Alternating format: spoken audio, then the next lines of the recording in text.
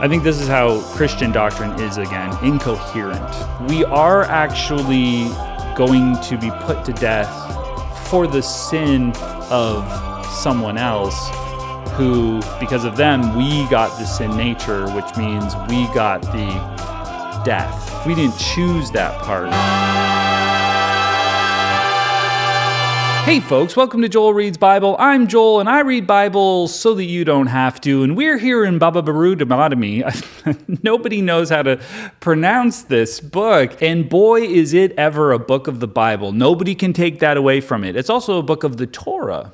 Interesting. Double whammy. Double dipping? I don't know. And stay tuned till the end of the chapter, because that's when I'm going to tell you what I loved about the chapter. Ooh, and what I loathed. So it gets pretty salacious by the end. So you don't want to tune out just because the chapter is boring or horrific or whatever. If you're puking all over the place because of how evil God is, just like stick to it so that at the end I can agree with you. Let's get started. Duber Barabadi, chapter 24.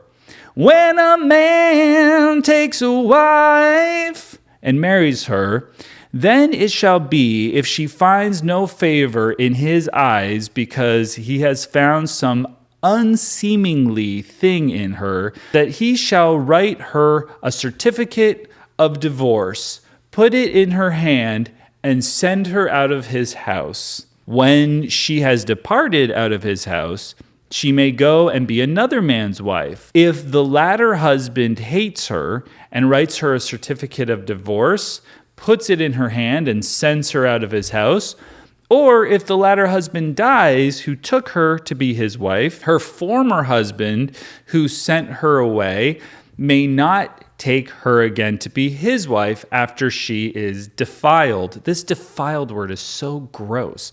For that would be an abomination to Yahweh.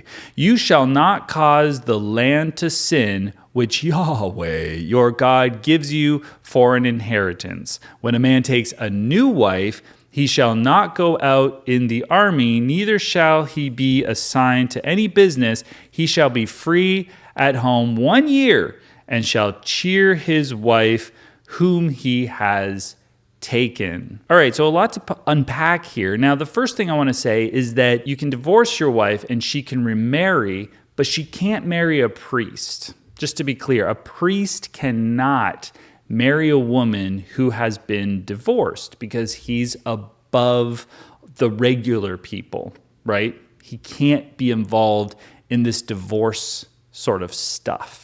He only gets to marry 100% virgins that have never been married before, which makes the God-allowed divorce thing, that apologetic that people are going to bring up later, not really apply to priests in the same way that it applies to the regular people. And that's how we know that slavery is still okay, that slavery doesn't fall under the God allowed it because of the hardness of their hearts thing, because the priests can have slaves, but they can't marry someone divorced. So can we, can make those connections? This is just evidence that slavery is still 100% okay by God and not something he's just allowing for a particular time, unlike divorce.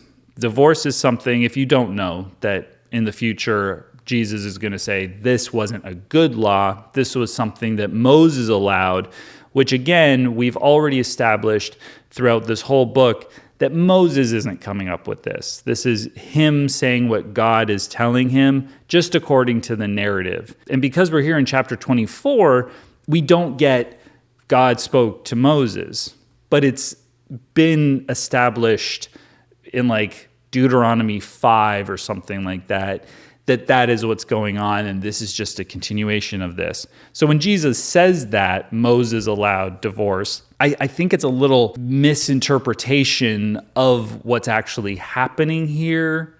It's actually God is allowing divorce because of the hardness of their hearts. So God is giving a law that he doesn't approve of, which is very strange.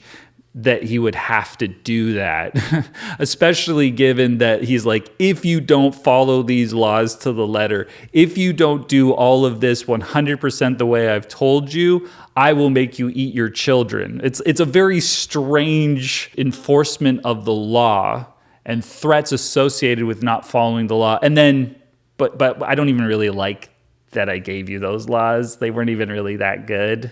Like, it doesn't really work. It doesn't make any sense, especially for a God to do this, like an all-knowing, all-powerful, wise God. This is just like incoherent, but it's Christian doctrine, so what do you expect? So I hate the word defiled just because someone has slept with somebody else, or just because she sleeps with someone in general.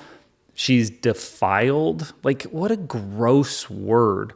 What a disgusting way to think of a person or look at a person. And that's purity culture. I would say in its infancy, there is more to it now. There's more nuance to it and just like stuff added onto it. And it exists in all of its forms here in the Torah. How you dress, who you sleep with, if you are not a virgin when you're married, like all of those things, and only for women. Men don't have the same standards at all. So it's absolutely disgusting right from the beginning. That's one horrible way that the Bible is consistent. No man shall take the mill or the upper millstone as a pledge, for he takes a life in pledge. I don't know what that verse means. If a man is found stealing any of his brothers of the children of Israel, and he deals with them as a slave or sells him, then that thief shall die. So you shall remove the evil from among you. This is kidnapping. Don't kidnap people and don't sell them as a slave or treat them as a slave. But you'll notice that this is very specific to just the children of Israel. So again, you could go steal a person that's not of the children of Israel.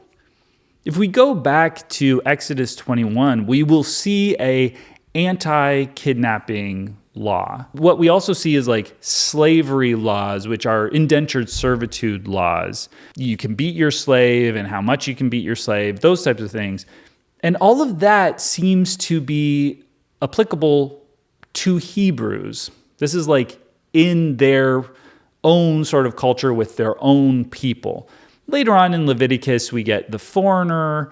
And in Deuteronomy, we've already seen, when you go out to cities from around you, different towns, you can force them to be slaves, offer them peace, and then say, you're going to be slaves. So God is commanding slavery there. Here we get this, don't kidnap. And Christians who are trying to avoid that God loves slavery will say, you're not allowed to kidnap. So how are you going to get slaves if you don't kidnap? Well, obviously from war or because they're foreigners and you're allowed to kidnap foreigners apparently, or just buy them or what have you. I mean, Abraham was doing it. So it's perfectly fine by God. He has never spoken out against it at all. If we apply this and the Bible proves the Bible or the Bible interprets the Bible, we can take this verse and apply it to the verse in Exodus 21 and see that it only applies to Hebrews and doesn't apply to foreigners. But one thing I haven't been paying close attention to, which I kind of wish I had, is when it says, so you shall remove the evil from among you.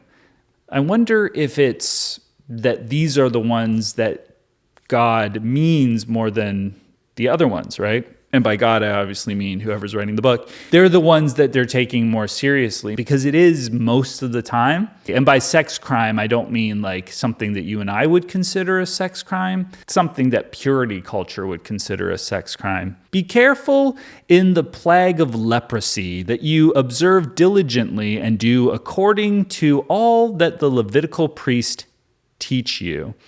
As I commanded them, so you shall observe to do. Remember what Yahweh your God did to Miriam, by the way, as you came out of Egypt.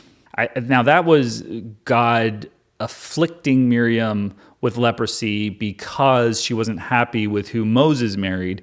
She was kind of like, you shouldn't be married to a Cushite woman. And so she got in a lot of trouble, and he gave her leprosy. But I don't know why they have to remember that, right? Because this isn't like, don't be racist or don't be ethnocentric. That's not what the law is here. This is, be careful about that leprosy, by the way. Be very diligently to like get rid of it and to put the people out of the camp and make sure that they don't come in. Miriam did have to leave for a bit until she was healed. I don't 100% remember that story, which is, again, a good hint that the story of Miriam is probably just an object lesson entirely. She probably didn't exist.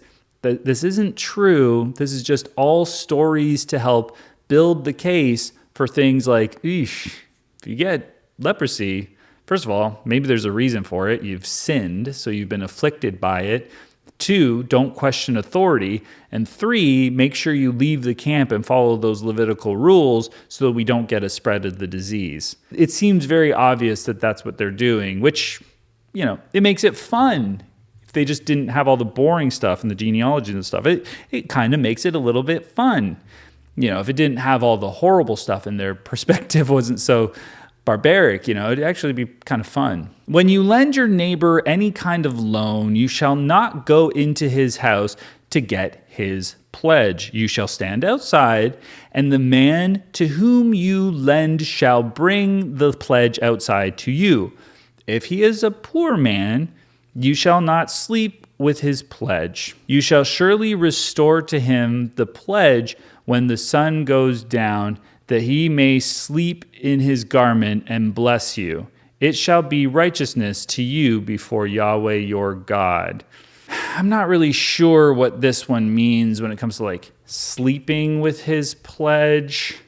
Maybe it's just a garment because it says garment. Don't sleep with the garment. Don't lay down. Don't use it as a blanket, I guess. Well, that's a very specific law. Don't sleep with the garment. All right. But it's also good, like, you don't have the right to, like, barge into someone's house to get their garment. You have to wait outside. And if they're not home, you can't just, like, kick in the door. We have similar laws to that. And I think that that's good. That helps you kind of have privacy in your home and autonomy and so that you feel safe. You shall not oppress a hired servant who is poor and needy, whether he is one of your brothers or one of the foreigners who are in your land within your gates.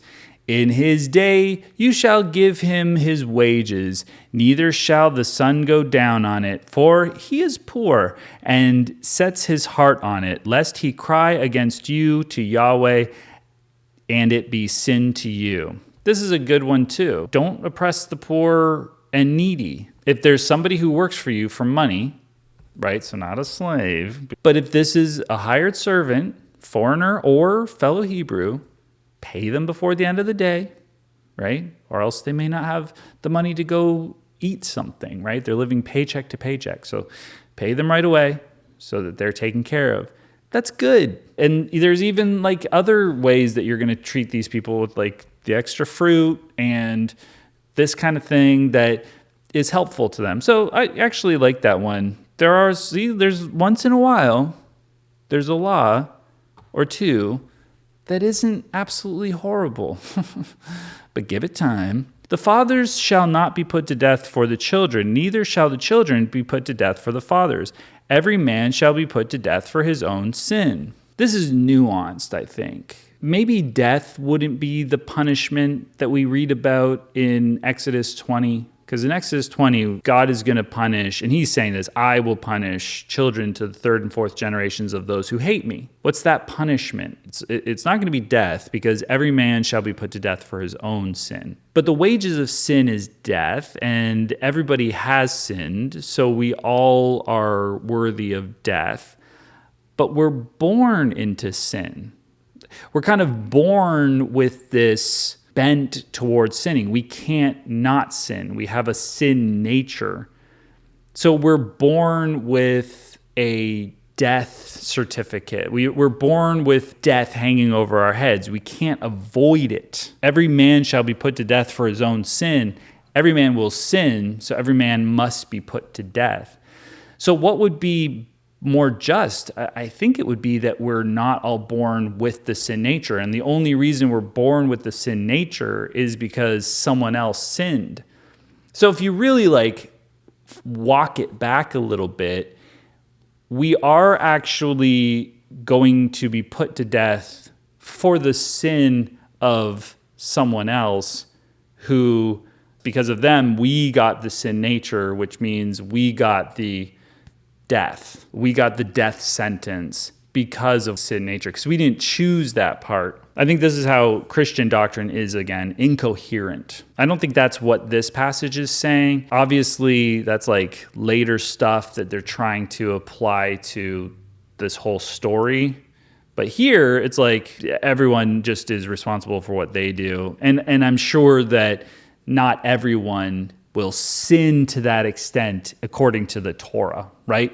You'd have to do a murder or something like that, or curse your parents. You can't just sleep with a prostitute. That's fine. That's okay. You're not going to be put to death for that, unless maybe she's told you to go worship other gods or something. I don't know. There's different nuances that will cause you to be put to death. What's strange, and I know that this is children and fathers can't pay for their kids' sin, and I know that there's a world in which we are brothers with Christ, or we might even be children of Christ, not biologically, but sons of God. But Jesus was put to death for our sins, depending on your doctrine.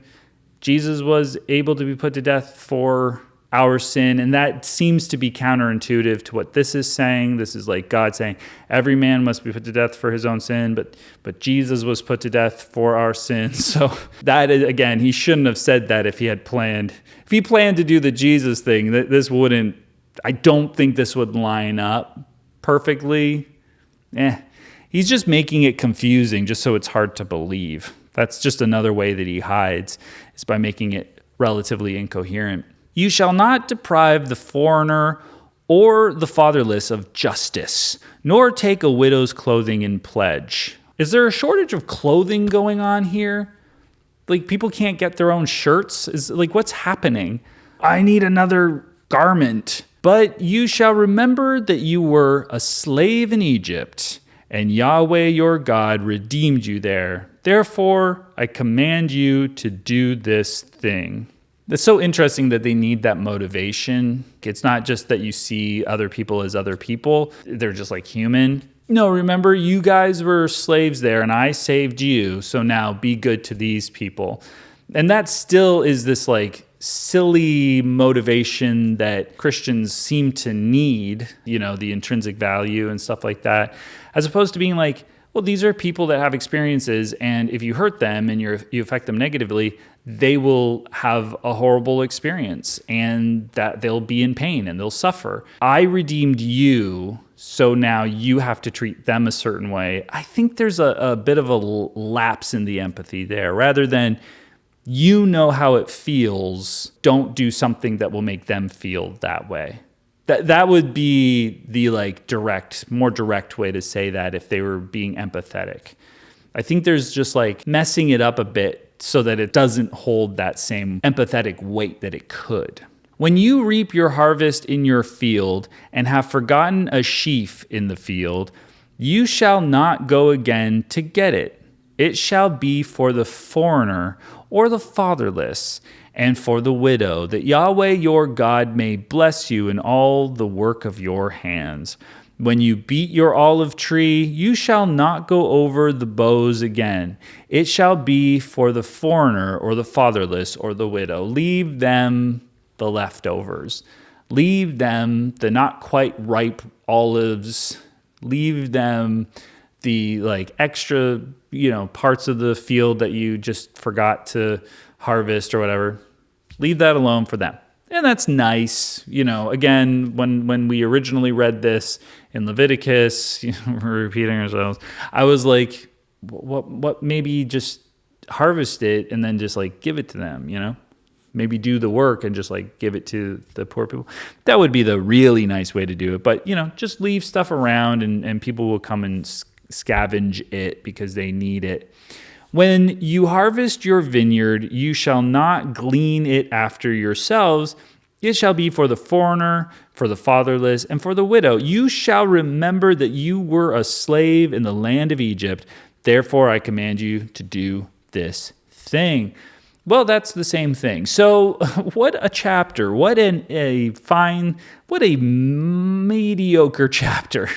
It was okay. It was fine. What did we love about this chapter? Well, love the idea of being kind to other people. So if it's respecting their privacy in their home and not just going in there, making sure that the poor people are paid on time so that they don't go hungry, not depriving a foreigner or an orphan or a widow of justice, those types of things. Like, these are positive things that need to be said in this barbaric world. There are ways that these things probably could have been adjusted for by the all-powerful God, where these laws wouldn't have been necessary because these people could have been self-sufficient if there were a different style of society going on, if God had had foresight and, had seen what people could come up with in the future, or even things that like we can't even conceptualize now, but like these brilliant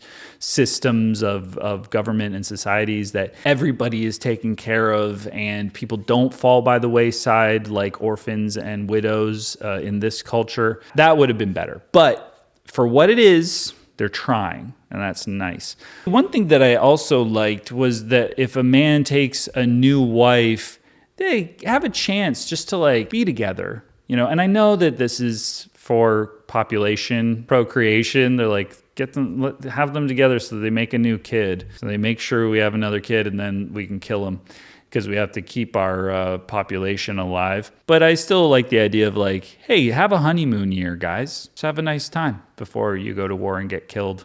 What did I hate about it? I hated this defiled word. I don't think a person's defiled if you sleep with them. I think that that's disgusting. I think that's going the wrong direction. We don't want that kind of attitude for people. I hated that, like, it implies that you can kidnap other people. That part of it's, again, kind of gross. Harkens back to the idea that, like, love your neighbor as yourself, which is your fellow Hebrew, but also love the foreigner. By that we mean sell them tainted meat, charge them interest on loans. And if you gotta kidnap someone, if you're gonna kidnap somebody, just don't have it be fellow Hebrews. That's the part that I hate as well. Listen, that was chapter 24. Guys, stick around for chapter 25 because it's gonna be probably not unlike this one in the sense that it is a chapter of the Bible. But thanks for being here. Subscribe, like the video. Maybe even leave me a comment if you wouldn't be so kind. And we'll see you in the next one. Bye.